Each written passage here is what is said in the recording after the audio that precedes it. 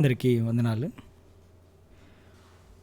ప్రత్యేకంగా యవనస్తులను ఉద్దేశించి సంఘము మీ కొరకు ఎంతో కష్టపడుతుంది కనుక మీ కొరకు ప్రత్యేకంగా సమయాన్ని వెచ్చించి కూడిక జరుగుతుంది కనుక మీరు ఈ కూడికను ఉపయోగించుకోవాలి కనుక కాన్సన్ట్రేషన్గా విని మీ నిజ జీవితం వాళ్ళకు అన్వయించుకొని వాక్యానుసారంగా జీవించి మీ జీవితం ద్వారా ప్రభువును ఘనపరిచి అనేక మందిని క్రీస్తు వైపు మళ్లించడానికి మీరు సాధనములుగా ఉపయోగపడాలి కదా. సో దీనికి అనుగుణంగా ఒక మాట చదువుకుందాం. మీలో ఎవరైనా చదవండి. ఆదికాండము 14వ అధ్యాయము 14వ వచనము. Chapter 14 verse 14.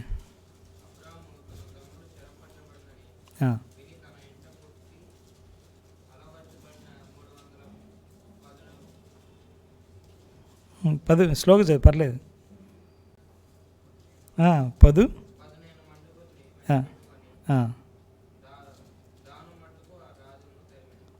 చాలు. దేవుడి వాక్యం ద్వారా మనతో మాట్లాడును గాక. మళ్ళీ అందరం కలిసి చదువుదాం. Okay, ready. అబ్రాము తన తమ్ముడు చెరపట్టబడినని విని తన ఇంట పుట్టి అలవరచబడిన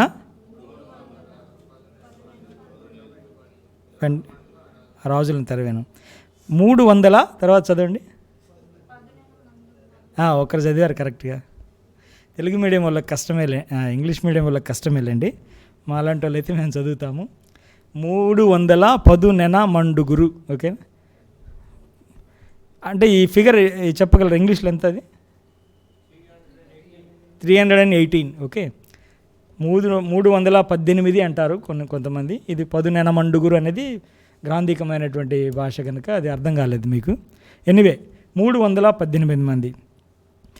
త్వరగా దీని యొక్క హిస్టరీని ఒక 3 నిమిషాల్లో చెప్పేస్తాను. దాని తర్వాత మనం సబ్జెక్టుకి వెళ్దాం.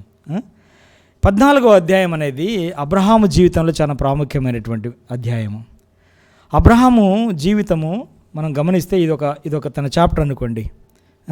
There are 7 prominent places that are associated with the life of Abraham. 7 prominent places. గుర్తుపెట్టుకోవాలి అందరు పిల్లలు.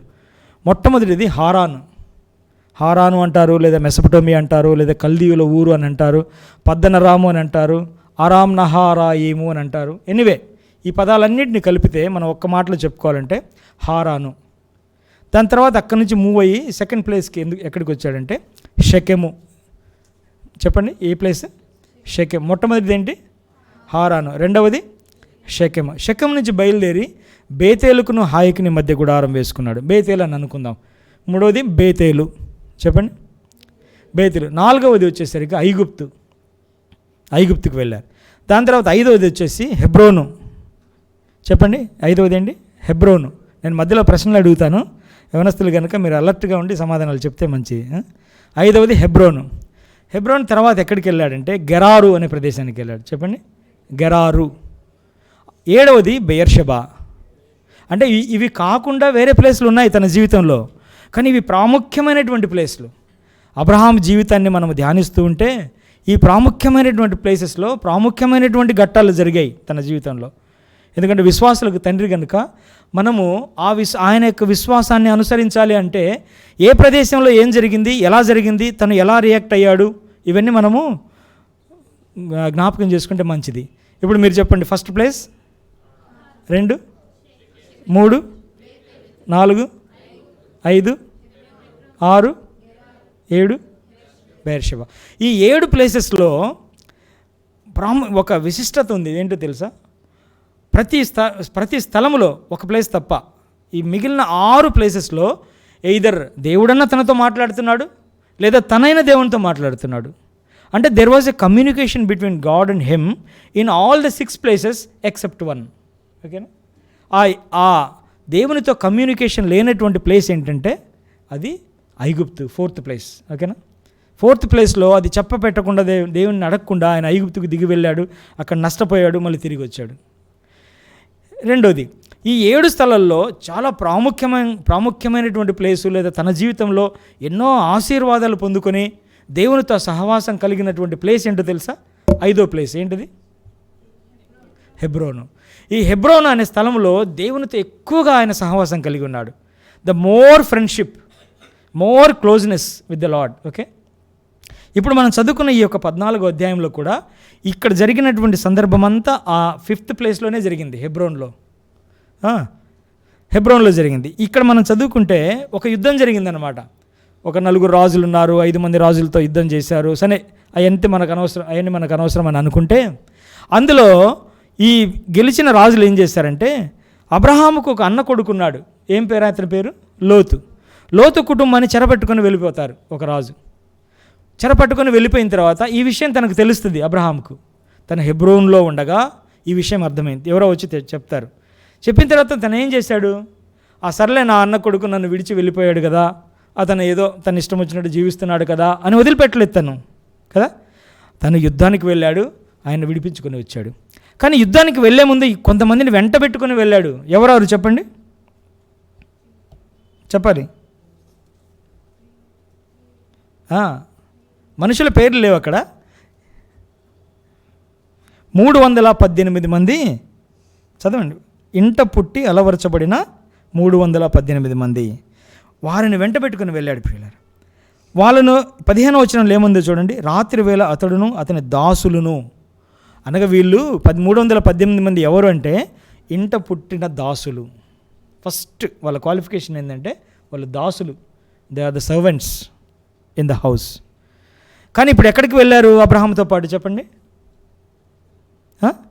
యుద్ధానికి వెళ్ళారు. గట్టిగా చెప్పండి, పర్లేదు, ఇది మీ కుడికే, పెద్దలు లేరు ఎవరు, గట్టిగా చెప్తేనే బాగుంటుంది.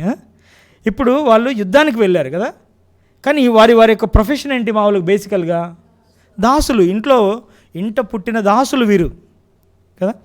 ఇక్కడ మనం 3 విషయాలు త్వరగా చూద్దాం. ఒక హాఫ్ అన్ అవర్ కనుక స్పీడ్గా చెప్పేస్తాను. 3 విషయాలు మీరు బాగా కాన్సన్ట్రేషన్గా వినాలి. ఓకే, మొట్టమొదటిది ఏంటంటే వారి సంఖ్య చాలా ప్రాముఖ్యం, 318 మంది. రెండవది ఏంటంటే వారు ఏ విధంగా అలవరచబడ్డారు, ఏ విధంగా ట్రైనింగ్ తీసుకున్నారు. మూడవది వారి ప్రతిఫలం ఏంటి దాని ద్వారా. ఫస్ట్ది ఏంటంటే 318 మంది. అసలు ఎందుకు 318 అని బైబిల్లో ఎందుకు రాశారు? 320 రఫ్గా అని చెప్పొచ్చుగా, రఫ్గా ఇంచుమించు ఒక 300 మంది అని చెప్పొచ్చు కదా. మీరు చెప్పండి, ఎందుకు ప్రత్యేకంగా 318 మంది అని అన్నారు? మీరు చెప్తావా బ్రదర్? ఇందాక బైబిల్ చదివారు కదా, మీ ఒపీనియన్ చెప్పండి చాలు. సరే, ఇప్పుడు ఇంచుమించుగా 300 అని చెప్పొచ్చు కదా. ఇప్పుడు మనం ఎక్కడికైనా బార్గెయిన్ చేయడానికి వెళ్తాం, ఏదో ఒక టవల్ కొనడానికి వెళ్తాం, ఏమంటారంటే ఒక 100 రూపాయలు అంటాం. లేదు 98కి ఇవ్వండి అని అడుగుతామా? అడగం. కానీ మరి ఎందుకు ప్రత్యేకమైన సంఖ్య ఉంది ఇక్కడ? ఎందుకంటే ఇంట పుట్టి అలవరచబడిన వారు ప్రతి ఒక్కరిని దేవుడు ఎంచుతున్నాడు, గుర్తుపెట్టుకోవాలి. ప్రతి ఒక్కరిని దేవుడు కౌంట్ చేస్తూ ఉన్నాడు. సంఘములో మనము రక్షింపబడి బాప్తిసం పొంది సంఘములో ఉంటున్నామంటే ప్రతి ఒక్కరి పేరు ప్రభువుకు తెలుసు. రఫ్గా ఇంతమంది ఉంటారులే అని చెప్పడానికి ప్రభు అటువంటి ఇష్టపడ్డానమాట. అనగా everyone is precious in the sight of the lord. గుర్తుపెట్టుకోండి, ఒక్కటి మొట్టమొదటిది, everyone is precious in the sight of the lord and everyone is accountable in the presence of the lord. అది కూడా గుర్తుపెట్టుకోవాలి. ప్రతి ఒక్కరూ దేవుడు అడుగుతాడు. ఒకానొక దినం రాబోతుంది. ఏం దినమో తెలుసా? క్రీస్తు న్యాయపీఠం ఎదుట మనం నిలవబడే దినము. ఆ న్యాయపీఠం ఎదుట అప్పర్ రూమ్, క్రిస్టియన్ అసెంబ్లీ అందరూ వచ్చి ఇక్కడ నిలబడండి అని అండు ప్రభు. సైలస్ ఇక్కడ వచ్చి నిలబడని అంటాడు, స్టాన్లీ ఇక్కడ వచ్చి నిలబడి అంటాడు. అర్థమైందా? ప్రతి ఒక్కరు ఇండివిజువల్గా ఎవ్రీవన్ ఈజ్ కౌంటెడ్. ఇప్పుడు పేతురు ఒకసారి వల వేసినప్పుడు ప్రభు చెప్పినప్పుడు కొన్ని చేపలు పడ్డాయి కదా. ఎన్ని చేపలు చెప్పండి? 153, 153. 150 అని రౌండ్ ఫిగర్ చెప్పలేదు, 160 అని చెప్పలేదు కదా. ఒకసారి పౌలు ప్రయాణం చేస్తూ ఉన్నప్పుడు ఆ షిప్లో, అపొస్తలుల కార్యం 26, 27 అధ్యాయంలో చదవండి. తర్వాత ప్రయాణం చేస్తున్నప్పుడు ఆ షిప్లో కొంతమంది ప్రయాణికులు ఉన్నారు. ప్రభు ఏమంటాడు తెలుసా? ఇందులో ప్రతి ఒక్కరూ నీకు అనుగ్రహింపబడ్డారు, అనగా నీ వాక్యం వింటారు, నువ్వు వారికి బోధించు అని దాని అర్థం అనమాట. ఎంతమంది ఉన్నారు అక్కడ? పరిశుద్ధాత్మ దేవుడికి లెక్క పెట్టి రాశాడు, 276 మంది అని రాశారు. చూసారా? అనగా దాని అర్థం ఏంటంటే ఇప్పుడు ఈ సంఘంలో ఈ కూడికి అటెండ్ అయిన వాళ్ళు 6 మంది బ్రదర్స్, 6 మంది సిస్టర్స్ ప్రభు లెక్క పెడతా ఉన్నాడు అనమాట. ప్రతి సిస్టర్ పేరు ఆయనకు తెలుసు, ప్రతి బ్రదర్ పేరు ఆయనకు తెలుసు కదా. ఒక్కొక్క వ్యక్తికి దేవుడు గౌరవం ఇస్తాడు, అది కూడా గుర్తుపెట్టుకోవాలి. మనం ఏంటిలే, మన వయసు ఎంత, నేను చిన్నవాడిని కదా, నన్ను ఎవరు చూడరులే అని అనుకోవడానికి లేదు. అసలు పరిశుద్ధ గ్రంథంలో ఒక్కొక్క వ్యక్తికి కూడా దేవుడు చాలా ఆధిక్యత ఇచ్చాడు తెలుసా. మోషే ఏమంటాడు, మోషే ఆ ఎర్ర సముద్రం దగ్గరికి వెళ్ళి ఆ కర్రని ఇట్లా చూపించినప్పుడు ఎర్ర సముద్రం ఏమైంది, పాయలుగా అయిపోయింది. అంత మాత్రమే కాకుండా వారు ఆరిన నేల మీద నడిచిరి అంటే దాని అర్థం కింద తడి కూడా లేదు, కింద కూడా తడి లేదు. అనగా దేవుడు ఏమంటున్నాడంటే ఎర్ర సముద్రానికి ఏం ఆజ్ఞాపిస్తున్నాడంటే, ఇదిగో నా భక్తుడైన మోషే నీకు చెప్తా ఉన్నాడు, అర్థమైందా, ఒక్కడు చెప్పినా కూడా నేను వినాల్సిందే అనే సృష్టిని సహితము అక్కడ చెల్లించగలుగుతున్నాడు మన ప్రియ ప్రభువులు దేవుడు. అర్థమవుతుందండి. అనగా ప్రతి ఒక్కరు నువ్వు ఈరోజు ప్రార్థన చేస్తే నా ప్రార్థన వినొచ్చు, వినకపోవచ్చు, నేను చిన్నదాన్ని కదా, నేను చిన్నోని కదా, సంఘ పెద్దలు ఉన్నారులే, పరిచారకులు ఉన్నారులే అని అనుకోవడానికి లేదు. You are responsible, remember that. నువ్వు చేసే ప్రతి క్రియకు నువ్వు రెస్పాన్సిబుల్, నువ్వు అకౌంటబుల్, అది గుర్తుపెట్టుకోవాలి. అర్థమైంది. మనం ఎలాగో ప్రవర్తిస్తున్నాము, కాలేజీకి వెళ్ళినప్పుడు ఎవరితో మాట్లాడుతున్నాము, ఎలాగో మాట్లాడుతున్నాము, ఎవ్రీథింగ్ ఈజ్ అకౌంటెడ్. ఏరోప్లేన్లో మీకు ఒక బ్లాక్ బాక్స్ అనే పదం ఉంటుంది, తెలుసా? ఎవరికైనా తెలుసా? తెలియదు. ఎవరికైనా తెలిస్తే చేయొద్దండి. చెప్పు.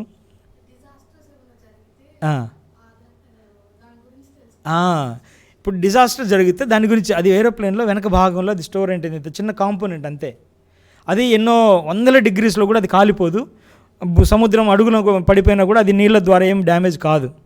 అసలు దాని పర్పస్ ఏంటి అంటే, వాళ్ళు ఏరోప్లేన్లో పైలట్స్ మాట్లాడే ఆ ప్రతి కమ్యూనికేషన్ అక్కడ రికార్డ్ అవుద్ది. ఇంజన్లో జరిగే ప్రతి ఒక్క ప్రక్రియ అక్కడ రికార్డ్ అవుద్ది. సో ఒకవేళ ఎక్కడైనా క్రాష్ అయిపోయింది, ఏమైనా డ్యామేజ్ అయిపోయింది, అసలు ఇంత పెద్ద విమానం పడిపోవడానికి లేదా ఇంతమంది చనిపోవడానికి గల కారణం ఏంటి అని తెలుసుకోవాలంటే ఆ బ్లాక్ బాక్స్ను ఓపెన్ చేయాలి. మన మనస్సు కూడా, మన మనసాక్షి, మన హృదయం కూడా బ్లాక్ బాక్స్ లాంటిది, గుర్తుపెట్టుకోండి. మన మనస్సు, మన హృదయం ఎటువంటిది? బ్లాక్ బాక్స్ లాంటిది. ఎప్పుడైతే మనం క్రీస్తు న్యాయపీఠం ఎదుట నిలబడతామో మన మనసాక్షి వచ్చి అక్కడ పక్కన నిలబడి రికార్డ్ ప్లే చేస్తుంది. ఇదిగో సైలస్, నువ్వు ఇది కాలేజీకి వెళ్ళావు, ఇదిగో నువ్వు ఇలా ఉన్నావు, ఇదిగో స్టాన్లీ, ఇదిగో నువ్వు ఆ రోజు ఇలా మాట్లాడావు. తప్పించుకోవడానికి లేదు, గుర్తుపెట్టుకోండి. నేను భయపెట్టట్లే, మిమ్మల్ని ఎంకరేజ్ చేస్తున్నాను, మీరు భయపడొద్దండి. నీ బ్లాక్ బాక్స్ అనేటువంటి నీ హృదయము లేదండి, మనసాక్షి అక్కడ రికార్డ్ ప్లే చేస్తుంది. నువ్వు అబద్ధం చెప్పడానికి లేదు, ఏం లేదు. You cannot hide your self. 318 మందికి ఆయన ట్రైనింగ్ ఇచ్చాడంటే ప్రతి ఒక్కరు అకౌంటబుల్. ప్రియులారా, 318 మందిలో నేను 100 మందిని తీసుకెళ్తానులే అని అనలా. చూడండి, 318 మందిని తీసుకుని వెళ్ళాడు. ఇంట పుట్టి అలవర్చబడిన వారు. ఒక్కరు ప్రార్థన చేసిన దేవుడు వింటాడండి. ఒకసారి యుద్ధం జరుగుతూ ఉంది చూడండి. తర్వాత యెహోషువ గ్రంథంలో 10వ అధ్యాయంలో మనం గమనిస్తే యెహోషువ ఏమన్నాడు తెలుసా? సూర్యుడా నువ్వు గిబియాలో నిలువుము అని అన్నాడు, ఆగు అని అన్నాడు. చంద్రుడా నీవు అయ్యాలోన్లో ఆగుమని అన్నాడు. ఆగిపోయినాయండి. ఎవరు ప్రార్థన చేస్తే? ఒక్కరు, సంఘమంతా కాదు, ఒక్క వ్యక్తి. దేవుడు ఎంత గౌరవం ఇస్తున్నాడు చూడండి యెహోషువకు కదా. నా భక్తుడు ప్రార్థన చేస్తున్నాడు, సూర్యుడా నువ్వు ఆగిపో అని అన్నాడు, చంద్రుడా నువ్వు కూడా ఆగిపోని అన్నాడు. ఇంకొక భక్తుడు అన్నాడు హిజ్కియా ఏమన్నాడు తెలుసా? ఇది నాకు 15 నీకు ఆయుష్ని ఇస్తాను అన్నప్పుడు ఆయన ఏమన్నాడంటే నాకు సూచన కనపరచు అని అన్నాడు.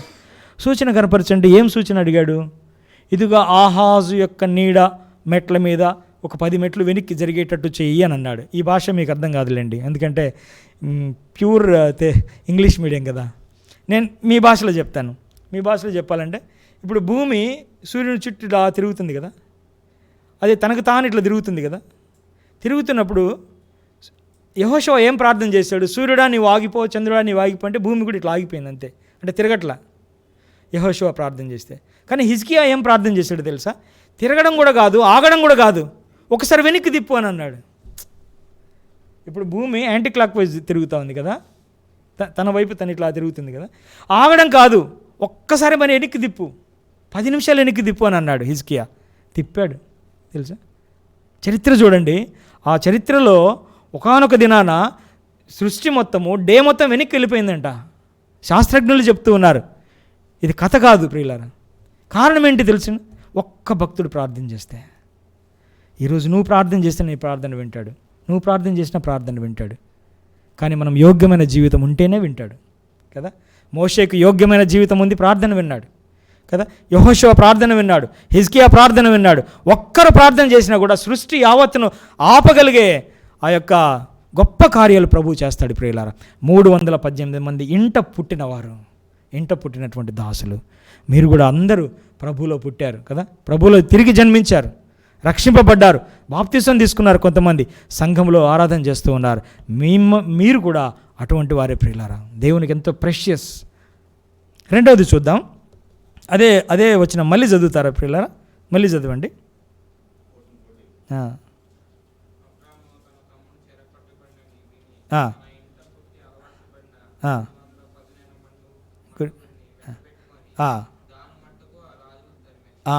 తన ఇంట పుట్టిన వారు 318 మంది. తర్వాత వాళ్ళు ఏంటి? అలవరచబడిన వారు. ఇంగ్లీష్లో చెప్తారా? What do you mean that? Trained. ఇంకా ఓకే, అంతే, ట్రైన్డ్. ఇప్పుడు అబ్రహాము వారికి ట్రైనింగ్ ఇచ్చాడు, వీరు అలవరచబడ్డారు. అలవరచబడ్డం అంటే ఏంటంటే ట్రైనింగ్ తీసుకొని సాధన చేయడం. వీరి బేసిక్ ప్రొఫెషన్ ఏంటి? ఇంట్లో దాసులు కదా, సర్వెంట్స్. అంటే వాళ్ళు ఏం చేస్తారంటే ఆ యొక్క పశువులను కాస్తూ ఉంటారు, పశువులకు కావాల్సిన గడ్డి తీసుకొస్తారు, ఇంటిని శుభ్రపరుస్తూ ఉంటారు, కొంతమంది వంట వండుతూ ఉంటారు. ఇదే వీళ్ళ పని. కానీ ఇది కాకుండా వారు ఏం చేస్తున్నారంటే యుద్ధానికి తగినటువంటి ట్రైనింగ్ తీసుకుంటూ ఉన్నారు కదా. ఇప్పుడు ఎవరైనా ఫర్ ఎగ్జాంపుల్ ఒక దాసుని ఎవరైనా ఒకరిని పిలిచి ఒక రైఫిల్ ఇచ్చేసి నువ్వు ఫైర్ చేయనంటే చేయగలడా? చేస్తాడా? అసలు రైఫిల్ అంటే ఏంటి, దాన్ని పట్టుకోవడం అంటే ఏంటి తెలియదు, దాన్ని ఎలా లోపల బుల్లెట్ ఎలా పెట్టాలో తెలియదు, ఏం తెలియదు కదా. అతని ప్రొఫెషన్ అది కాదు. కానీ ఇక్కడ అబ్రహాము ఇంట పుట్టిన వారు దాసులే, కానీ వారికి ట్రైనింగ్ ఇచ్చాడు. ఏం ట్రైనింగ్ ఇచ్చాడు? యుద్ధము చేసే ట్రైనింగ్ ఇచ్చాడు కదా. మామూలు ట్రైనింగ్ కాదు అది, యుద్ధం చేసే ట్రైనింగ్ అంటే. యుద్ధం చేయాలంటే అంత ఈజీ కాదు. ఫస్ట్ పాయింట్ ధైర్యం ఉండాలి కదా, ధైర్యం ఉండాలి. మామూలుగా రైఫిల్ పట్టుకోవడమే కష్టమైతే ఇంకా అతను ఏం చేయగలడు? ఫస్ట్ పాయింట్ మనం ధైర్యం కలిగి ఉండాలి. ఇదిగో నా ప్రభువు నన్ను రక్షిస్తాడు అనే ధైర్యం ఉండాలి. షడ్రకు, మెషకు, అబేద్నెగోలు ఏమన్నారో తెలుసా? వాళ్ళని మిమ్మల్ని అగ్నిగుండంలో వేస్తానన్నప్పుడు ఏమన్నారు? ఓ రాజా, నీకు సమాధానం చెప్పడానికి మాకు ఇష్టం లేదని అన్నారు. ఇండైరెక్ట్గా నీకు సమాధానం చెప్పాల్సిన అవసరం లేదు, మా దేవుడు మమ్మల్ని రక్షించగలడు అని అన్నాడు కదా. మా దేవుడు మమ్మల్ని రక్షించగలడు. ఎంత అగ్నిగుండంలో వేయకముందే వారికి ఉన్నటువంటి ఆ కాన్ఫిడెన్స్ చూడండి పిల్లలు. దావీదేమన్నాడు తెలుసా? సున్నతి లేని ఈ ఫిలిష్తీయుడు ఎంతటి వాడు అని అన్నాడు. జీవము గల దేవుని సైన్యములను తిరస్కరించుటకు ఈ సున్నతి లేని ఫిలిష్తీయుడు ఎంతటి వాడు అన్నాడు. అంత మాత్రమే కాకుండా సౌలు దగ్గరికి వెళ్ళాడు దావీదుని తీసుకుని వెళ్ళారు. ఇదిగో ఇతను వెళ్ళి గొల్యాతుతో పోరాడతాడంటే సౌలు ఏమన్నాడు? నీవు బాలుడవు, అతడు బాల్యము నుంచి యుద్ధాభ్యాసం చేసిన వాడు గొల్యాతు, నువ్వు చేత కదన్నప్పుడు దావీదు పలికిన మాట గుర్తుందా? చిన్న పిల్లవాడే, మీలాగా 16 ఏళ్ల వయసే. ఏమన్నాడు తెలుసా? సింహపు నోట నుండి నన్ను రక్షించిన దేవుడు, ఎలుగుబంటి చేతిలో నుంచి నన్ను రక్షించిన దేవుడు ఈ సున్నతి లేని ఫిలిష్తీని చేతిలో నుండి నన్ను రక్షించగలడు, రక్షించడానికి సమర్థుడు. ఎంత కాన్ఫిడెంట్గా ఉన్నాడో చూడండి ప్రియులారా. మనం కూడా యవ్వన దశలోనే ఏం చేయాలంటే అలవరచబడాలి, యుద్ధము చేయడానికి అలవరచబడాలి. యుద్ధం అంటే నీ సాటి కొలిక్తో కాదు, నీ స్నేహితురాలితో కాదు, నీ స్నేహితుడితో కాదు, మీ నైబర్ వాళ్ళతోటి కాదు, మీ ఏజ్ గ్రూప్ వాళ్ళతోటి కాదు, లేదా పెద్దోళ్ళతోటి కాదు, చిన్నోళ్ళతోటి కాదు, మనుషులతోటి కానే కాదు ఈ యొక్క యుద్ధం. మరి దేంతో యుద్ధం చేయాలి? మన ఎదుట కనిపించే శత్రువులు ఉన్నారు. ఏం శత్రువు? సాతానున్నాడు, అపవాది ఉన్నాడు, ప్రలోభ పెడుతూ ఉంటాడు. అతనితో యుద్ధం చేయడానికి మనకు సిద్ధపడాలి, ట్రైనింగ్ తీసుకోవాలి. రెండవది లోకం ఉంది, ఆ లోకమును జయించడానికి మనం ట్రైనింగ్ తీసుకోవాలి. శరీరం ఉంది, శరీరముతో జయించడానికి మనము ట్రైనింగ్ తీసుకోవాలి కదా. అలవరచబడిన అన్నారు. ఇది ఇక్కడ మనం గమనిస్తే ఆది కాండంలో కాదు, హెబ్రీ పత్రికలో 14వ అధ్యాయంలో 5వ అధ్యాయం 14వ వచనంలో ఏముంటుంది తెలుసా? వయస్సు వచ్చిన వారు మేలు కీడులను వివేచించుటకు సాధకము చేయబడిన జ్ఞానేంద్రియములు కలిగిన వారు అంటాడు. సాధకము చేయబడిన అంటే వారు ఎక్సర్సైజ్ చేయాలి. దాన్ని ఎక్సర్సైజ్ చేయకపోతే మనము మన బాడీ సహకరించదండి. ఫర్ ఎగ్జాంపుల్ ఇక్కడ నుంచి మనము వెళ్తున్నాం, ఒక 2 నిమిషాల్లో వెళ్ళి బస్సు పట్టుకోవాలి, బాడీ సహకరించదు. పరిగెత్తాలంటే సహకరించదు. ఎందుకు? ఎక్సర్సైజ్ లేదు, మొదటి నుంచి ఆ అభ్యాసం లేదు, ఆ సాధన లేదు. కానీ అబ్రహాం యొక్క సేవకులు సాధన చేశారు, యుద్ధం చేయడానికి సాధన చేశారు. దీని ద్వారా మనం నేర్చుకోవాల్సిన అంశం ఏంటంటే ప్రియులారా, యవనస్తులుగా ఉన్నప్పుడు సాధన చేయాలి ఆత్మ సంబంధమైన విషయాలను. ఫర్ ఎగ్జాంపుల్ బైబిల్ చదువుకోవాలి, అనగా అపవాదిని జయించాలన్నా, లోకాన్ని జయించాలన్నా, శరీరాన్ని జయించాలన్నా వాక్యం ద్వారానే కదా. మరి వాక్యమును మనము అభ్యాసం చేయాలి, సాధన చేయాలి. మామూలుగా పొద్దున్నే లేచి గబగబ ఏదో కీర్తన చదువుకొని వెళ్ళిపోవడం కాదు. ఇంకా స్మార్ట్ వాళ్ళు అయితే ఏదో ఒక అధ్యాయం చదవాలని కీర్తన 117 తీస్తారు కదా, కొంచెం తెలిసిన వాళ్ళు అయితే. ఎందుకు షార్ట్ అంటే ఎన్ని వచనాలు ఉంటాయి? చూసి చెప్పండి, పర్లేదు. యవనస్తులు కనుక ఫ్రీగా మాట్లాడుతున్నాను. You can also reciprocate accordingly.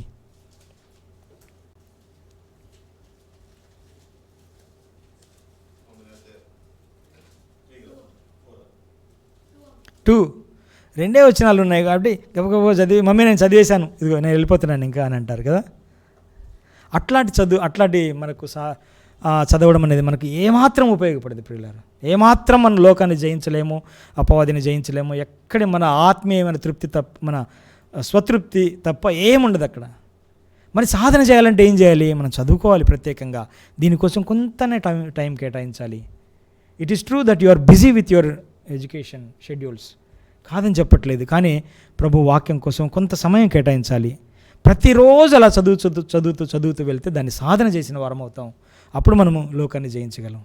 For example ప్రార్థన చేయడం కూడా కొంతమందికి అలవాటు కాదు కదా. గబగబ లేసేసి బెడ్ మీద మోకాళ్ళు వేసేసుకొని మరి ఏం చేస్తున్నారో కూడా తెలియదు. నా కూతురు కూడా అంతే, ఒక్కోసారి మోకాళ్ళు వేసుకొని నిద్రపోతూ ఉంటుంది. మనకేమిటి మళ్ళీ అపరాధ భావం, అయ్యో పాప ప్రార్థన చేసుకుంటుంది, లేపకూడదులే, డిస్టర్బ్ చేయకూడదులే అని. ఒక్కోసారి ఆ చిన్న గురక వినిపించినప్పుడు నువ్వు ప్రార్థన చేసుకుంటావా నిద్రపోతున్నావు అంటే సరేలే డాడీ అంటది. సో ఇలా కాదు, మనం సాధన చేయాలి. సాధన అంటే కొంత సమయం కేటాయించుకోవాలి. తర్వాత చర్చి పనులు కొంత సమయం కేటాయించాలి. ఆ యొక్క అలవాటు మనకు ఎప్పుడు ఉన్నట్లయితే ఇదిగో వీరి వల్లే మనం తయారవుతాం కదా. మనం అభ్యాసం అనేది చాలా ముఖ్యం ప్రియులారా. అర్థమైందా? తర్వాత ఇంకా దేని విషయంలో మనం అభ్యాసం చేయాలి ఒక్కసారి చూడండి, మీరే చదవండి, గట్టిగా చదవాలి ఫాస్ట్గా. అపోస్తల కార్యము 24వ అధ్యాయం 16వ వచనం చూస్తారా?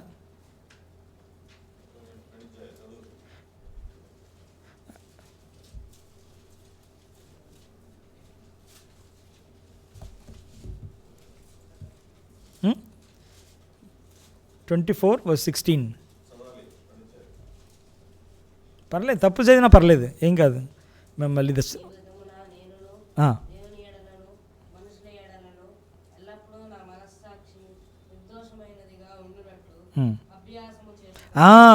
మనస్సాక్షి నిర్దోషముగా ఉండునట్లు అభ్యాసం అనే పదం నేను ఇక్కడ హైలైట్ చేస్తున్నాను అంతే. ఓకే, సాధన చేయడం, అభ్యాసం చేయడం, వర్కౌట్ చేయడం, ఎక్సర్సైజ్ చేయడం, అది చాలా ప్రాముఖ్యం ఈ వయసులో. ఇక్కడ భక్తుడు ఏమంటున్నాడంటే నా మనస్సాక్షి నిర్దోషంగా ఉండాలని నేను అభ్యాసం చేసుకుంటున్నాను అని అన్నాడు. అంటే your conscious should be free. ఒకవేళ ఏదైనా పొరపాటు జరిగింది, తప్పు జరిగింది, పాపం చేసావు అనుకుందాం, ఇమీడియట్గా మనస్సాక్షి మనకు నిర్దోషంగా ఉండాలంటే ప్రభు దగ్గరికి వచ్చి మనం ఒప్పుకోవాలి ప్రియులారా. ఆ యొక్క పాపాన్ని ఒప్పుకోకుండా అపరాధంలోనే నువ్వు కొనసాగుతూ ఉన్నట్లయితే మనస్సాక్షి నిర్దోషంగా ఉండదు. It's like a black box. ఇందాక చెప్పాను కదా, క్రీస్తు న్యాయపీఠం మీద పక్కకు వచ్చి నిలబడుతుంది. నువ్వు చూడగలవు నీ మనస్సాక్షిని, నీకు ప్రభు దగ్గర చెప్తూనే ఉంటుంది. కనుక మనస్సాక్షికి నిర్దోషంగా ఉండకుండా మనము నిర్దోషంగా ఉండాలని మనం అభ్యాసం చేసుకోవాలి. తర్వాత తిమోతి పత్రిక తీయండి. 1 Timothy chapter 4 verse 7 and 8 చదువుతారా?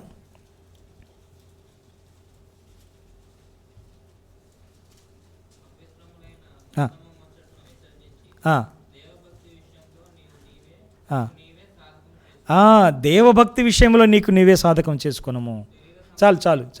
అపవిత్రమైనటువంటి ముసలమ్మ ముచ్చట్లను విడిచిపెట్టి, ముసలమ్మ ముచ్చట్లు అంటే ఇద్దరు ముసలోళ్ళు కూర్చొని మాట్లాడుకుంటున్నారు అనుకో, ఏం మాట్లాడతారు చెప్పండి? ఎక్స్పీరియన్సెస్ షేర్ చేసుకుంటారండి. అదే ఎటువంటి ఎక్స్పీరియన్స్ అంటే ఏదేదో రకరకాలుగా మాట్లాడతారు. ఇదిగో మా కోడలు ఇట్లా, మీ కోడలు ఎట్లా, అంతే కదా, సరిగా చూడట్లేదు మమ్మల్ని, అదే కదా ఉంటాయి.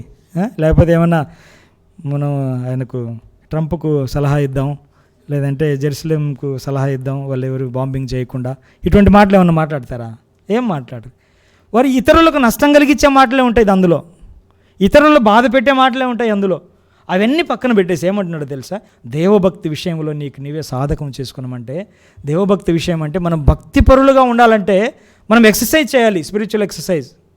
దాంట్లో ఏమాత్రం సందేహం లేదు. ఇంకా పొద్దున్నే రావాలి అని అంటే, ఫర్ ఎగ్జాంపుల్ 8:30కి ఇక్కడ ఉండాలి అని అంటే 8:30 అంటే 8:15కే కూర్చోవాలి. 8:15 కూర్చోవాలంటే క్యాల్కులేషన్ రివర్స్ ఇంజనీరింగ్లో వెళ్ళిపోవాలి. మనం ఎన్ని గంటలకు అక్కడ బయలుదేరాలి, ఎన్ని గంటలకు స్నానం చేయాలి, ఎన్ని గంటలకు లేయాలి, ఆ రాత్రే మనం ఇస్త్రీ చేసిన బట్టలు పెట్టుకోవాలి. ఇదే సాధకం అంటే, ఇంకేదో కాదు ప్రియులారా. ఎప్పుడు నేను ఇస్త్రీ చేసిన బట్టలు ముందే శనివారమే పెట్టుకోవాలి. నేను ఒకసారి స్టార్టింగ్లో ఒక టేబుల్ పెట్టేవాడిని ఇంట్లో. శనివారం మీరు పండుకోకముందు ఏమేమి బట్టలు వేసుకుంటున్నారో ఇస్త్రీ చేసి దాని మీద పెట్టండి, అది చూసిన తర్వాత నేను నిద్రపోండి అనేవాడిని. ఒక వారం రోజులు చేసా, ఒక 4-5 వారాలు చేశాను. ఇంక తర్వాత మళ్ళీ చేయట్లేదు. పొద్దున్నే లేచి మనం చొక్కా వెతుక్కోవడం, లేదా డ్రెస్ వెతుక్కోవడం, ఇస్త్రీ పెట్టి వెతుక్కోవడం, ఇది సాధకం చేసినట్లు కాదు. ఇది మనం వి షుడ్ బి ప్రిపేర్డ్ కదా. మనం భోజనం చేసేటప్పుడు కానీ, పానం చేసేటప్పుడు కానీ, ప్రతి విషయంలో మనము ప్రిపేర్డ్గా ఉండాలి. అదే సాధకం అంటే దేవభక్తి విషయంలో. తర్వాత మనము చాలా ఉన్నాయి, ఇంకొక మాట చదువుకుందాం. 4వ అధ్యాయం 15వ వచనం కూడా చదువుతారా? 1 తిమోతి 4వ అధ్యాయం 15వ వచనం.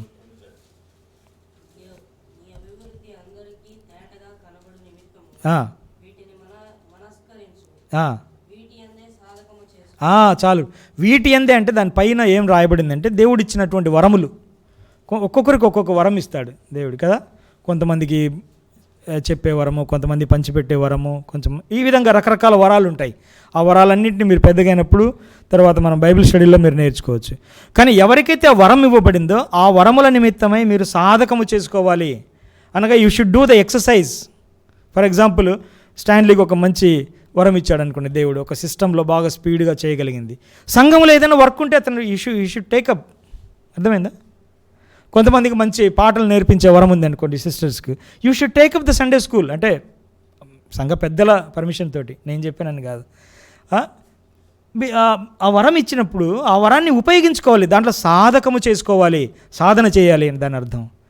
అబ్రహాము ఆ విధంగా 318 మంది దాసులను అలవాటు చేశాడు యుద్ధానికి. ఇది చాలా ప్రాముఖ్యమైనటువంటిదండి మనకు. ఎందుకంటే మనము క్రైస్తవ కుటుంబాల్లో పుట్టి మనం చర్చికి వెళ్తున్నాంలే అని అనుకోకూడదు. అంతవరకు అయితే ఒకటి గుర్తుపెట్టుకోండి, అంత మాత్రమే మనం కలిగి ఉన్నట్లయితే యుద్ధములో మనము ఓడిపోతాము. 100% అది. కేవలం మనం సంఘానికి వస్తూ ఆరాధిస్తూ మళ్ళీ వెళ్ళిపోతూ ఉంటే మనం యుద్ధంలో ఓడిపోతాము. ఈ లైన్ రాసి పెట్టుకోవచ్చు. మనం యుద్ధంలో గెలవాలి అంటే సాధకం ఉండాలి, ఎక్సర్సైజ్ ఉండాలి. ఎదుటి వ్యక్తి ఏం చేస్తున్నాడనే అనేది మనకు తెలిస్తేనే మనం యుద్ధం గెలవగలం. ఒక ఇన్సిడెంట్ మీకు గుర్తుందా? కాలేబు ఉన్నాడు. కాలేబు స్టోరీ గుర్తుందా? లేదు. ఓకే, మీకు గుర్తుందా? సరే, గిద్యోను స్టోరీ గుర్తుందా? ఒక్క క్లూ ఏమన్నా చెప్పండి, ఏదైనా ఒక్కటి చెప్పండి. గిద్యోను గురించి ఏం తెలుసు? సరే, నేనే చెప్తాను. ఇప్పుడు గిద్యోను అందరిని ఎన్నుకుంటాడు, కొంతమంది మిద్యానీయులతో యుద్ధం చేయడానికి. చివరికి దేవుడు ఏమంటాడంటే, నాకు ఇంతమంది అవసరం లేదు, నాకు 300 మంది చాలు అని అంటాడు. మరి వాడికి పరీక్ష పెడతాడు. పరీక్ష పెట్టినప్పుడు ఏం పరీక్ష పెడతారంటే, వాళ్ళందరినీ నది దగ్గరికి తీసుకొని వెళ్ళిన తర్వాత అక్కడ వారు కుక్క గతికినట్టు ఎవరైతే నీళ్లు తాగుతారో వారిని మాత్రమే నువ్వు బయటికి తీ అని అంటాడు. గుర్తుందా? ఓకే, తర్వాత చదువుకోండి. న్యాయాధిపతులు 7వ అధ్యాయం తర్వాత చదవండి. 6వ అధ్యాయం 7వ అధ్యాయం. కుక్క గతికినట్టు నువ్వు ఎవరైతే తాగుతారో వాటర్ వాళ్ళని తీయండి అని అన్నప్పుడు 10,000 మంది వెళ్తారు అక్కడికి, ఏది నీళ్ళు తాగడానికి. 10,000 మందిలో అందరూ గతుకుతారు. బాగా గమనించాలి, ఆ లైన్స్ మనం బాగా చదవాలి, తర్వాత చదువుకోండి తప్పకుండా. అందరూ తలలోంచి నీళ్ళు కుక్క గతికినట్టే గతుకుతున్నారు. కానీ అందులో కూడా ప్రత్యేకత ఉంది. వాళ్ళలో 300 మందినే బయటకు తీశాడు. ఎవరు? గిద్యోను. ఆ 300 మంది ఎట్లా గతికారంటే, వాళ్ళు తలలు పైకే ఉంచారు, కింద నీళ్లు పారుతున్నాయి. శత్రువులు ఎదురుగా ఉన్నారు. వాళ్ళు చేతితో నీళ్ళని ఇట్లా అద్దుకొని ఇట్లా గతుకుతున్నారు. వాళ్ళు కుక్క గతికినట్టు గతుకుతున్నారు. కానీ వాళ్ళలో ఉన్న ప్రత్యేకత ఏమిటంటే శత్రువు మీద దృష్టి పెట్టి ఉంచారు. కానీ మిగిలిన ఈ 9,700 మంది ఏం చేస్తారంటే మెడలు వంచి తల వంచి కుక్క గతికినట్టు గతుకుతూ ఉన్నారు. ఒకవేళ శత్రువు వారి మీద పడితే వారు చనిపోతారు. కానీ ఈ 300 మంది మాత్రం దే ఆర్ వెరీ అలర్ట్. మనం కూడా మన నిజ జీవితంలో ఆత్మ సంబంధమైనటువంటి విషయాల్లో మనకి ఎక్సర్సైజ్ లేనట్లయితే 9,700 మందితో సమానం. ఎక్సర్సైజ్ ఉన్నట్లయితే ఈ 300 మందితో సమానం. అర్థమైందా? కనుక రెండవది ఏంటంటే అబ్రహాము వాళ్ళకి ఏమి ఇచ్చాడంటే ట్రైనింగ్ ఇచ్చాడు. కేవలం ఇంట్లో దాసులు మాత్రమే కాకుండా ఇది కూడా ఇచ్చాడు. అంటే ఇంట్లో దాసులుగా కూడా ఉండాలి, యుద్ధం వచ్చినప్పుడు యుద్ధం చేయాలి. అంతేగాని ఇంటి పని నాకు సంబంధించింది కాదు, నేను యుద్ధానికి మాత్రమే నిర్ణయించబడ్డానని ఇంట్లో తల్లిదండ్రులకు సహాయంగా లేకుండా ఉండకండి. ప్రతి విషయము ప్రతి ఒక్కరు చేయాలి. మగపిల్లలైనా ఆడపిల్లలైనా ఇంటి పనులలో తల్లిదండ్రులకు సహాయం చేస్తూ ఉండాలి. ఏ విధంగా అబ్రహాం యొక్క దాసులు ఇంట్లో పనిచేస్తున్నారు, ఎట్ ది సేమ్ టైం అవసరం వచ్చినప్పుడు యుద్ధానికి రెడీ అయిపోయారు. ఆ విధంగా ఉండాలి. మూడవది ఒక్కసారి మనం గమనిద్దాం. అదే 14వ అధ్యాయము 14 వచ్చిన మళ్ళీ చదవండి ప్రియులారా, చదవండి, గట్టిగా చదవండి. ఆదికాండం 14:14.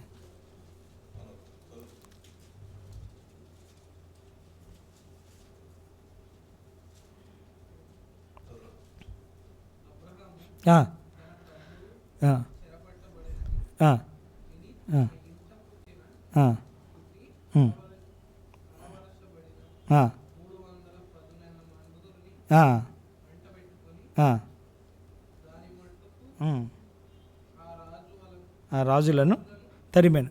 రైట్. ఇప్పుడు మూడోది ఏంటంటే ఆ రాజులను తరిమెను అని ఇక్కడ రాసింది. కానీ హెబ్రీ పత్రికలో 7వ అధ్యాయం 1వ వచనంలో ఏముందో తెలుసా? రాజులను సంహారము చేసేనుంది. కేవలం తరిమింది కాదు ఇది, ఇక్కడ మాత్రం ఇక్కడ రాశారు. కానీ 7వ అధ్యాయం 1వ వచనంలో నేను చదువుతాను, చూడండి, తీయండి అంతలోపుగా. హెబ్రీ పత్రిక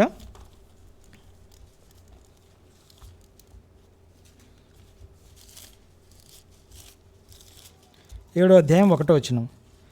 రాజులను సంహారము చేసి తిరిగి వచ్చుచున్న అబ్రహామును. ఏంటండి రాజులను సంహారం అంటే? చంపడం.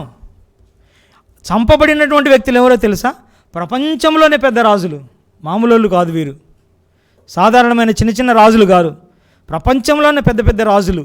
ఆ రాజుల గురించి తర్వాత చదవండి.